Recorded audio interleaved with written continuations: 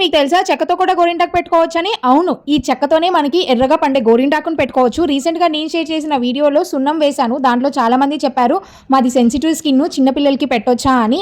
మీకు ఎటువంటి డౌట్ లేకుండా ఈసారి ఇది ట్రై చేయండి. కొంచెం దాల్చిన చెక్క, టీ పొడి, అలాగే కొంచెం నిమ్మరసంని వేసి దీంట్లో తగినన్ని వాటర్ పోసేసి మనము స్టవ్ మీద పెట్టి బాగా మరిగిస్తూ ఉండాలి. బాగా మరిగి మనకి ఇట్లాగా కలర్ చేంజ్ అవుతుంది.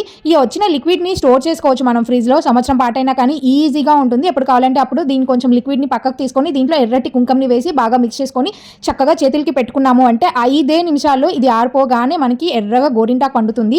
అప్పటికప్పుడు ఫంక్షన్‌కి వెళ్ళాలన్నా కానీ, లేదంటే చిన్నపిల్లలకి స్కూల్‌కి అట్లాగా పెట్టాలన్నా, లేదంటే పెళ్లి కూతుర్లు కానీ చాలా చాలా అందంగా ఉంటుంది. ఎంత ఎర్రగా పండుతుందో. నేను ఇక్కడ లైవ్‌లోనే మీకు చేతులు కడిగి చూపించాను. చూసారా ఎంత మంచిగా పండిందో. ఆరిపోయిన తర్వాత ఆయిల్ పెట్టుకుంటే సరిపోతుంది. ఇది 1 లేదా 2 రోజుల పాటు ఉంటుందండి. మనం సోప్ కనుక యూజ్ చేయకపోతే చక్కగా ఉంటుందన్నమాట. మీకు నచ్చితే ఉపయోగపడే వాళ్ళకి షేర్ చేసి డెఫినెట్‌గా ట్రై చేయండి.